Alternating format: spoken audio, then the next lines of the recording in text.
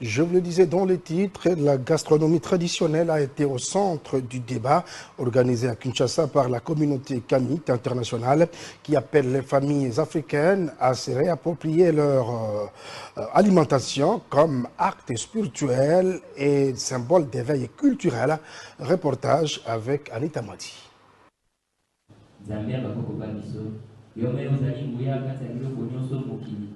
Tout a commencé par une prière d'appel aux ancêtres, conduite par le secrétaire chargé des affaires spirituelles de la communauté kamite internationale, afin d'ouvrir symboliquement les portes de la conférence. Au centre culturel André Blouin, dans les quartiers Joli Park, commune de Kitambo.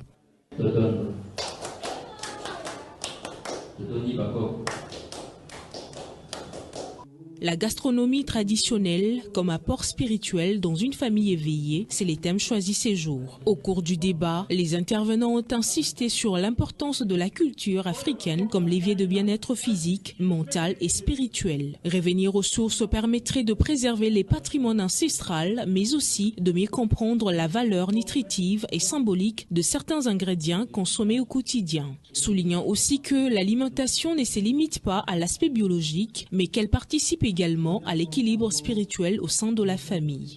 Ce que nous mangeons, ce que nous consommons, il faut savoir que ça contient de la vitalité. Lorsque vous mangez, on appelle ça l'alimentation. Vous alimentez ce qui est en vous. Et nous savons très bien que l'être humain est composé de plusieurs parties. Et ce qui est le plus essentiel dans l'être humain, c'est l'esprit. Et l'esprit aussi a besoin d'être vitalisé.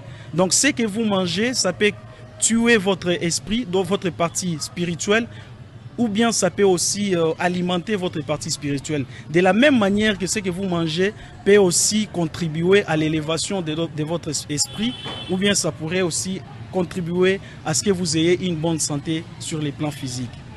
Je décourage les Africains à fréquenter les supermarchés. Ils doivent cultiver la terre et consommer ce que nos ancêtres consommaient. Il y en a plein de choses. Il y a beaucoup de choses que nous pouvons consommer du matin au soir. Les ignames même, il y en a plus de 8000 espèces. Les végétations, n'en parlons pas, partout c'est vert. Et cela, c'est pour notre santé, une bonne santé économique, une bonne santé spirituelle, une bonne santé politique, artistique et aussi à tous les niveaux. Parmi les questions phares abordées, que faut-il privilégier au quotidien? Qu'est-ce qui est véritablement traditionnel? Et quel lien existe-t-il entre spiritualité et alimentation? Autant d'interrogations auxquelles les participants disent avoir trouvé des réponses à travers les différentes interventions. En tant que participant, je viens de retenir, étant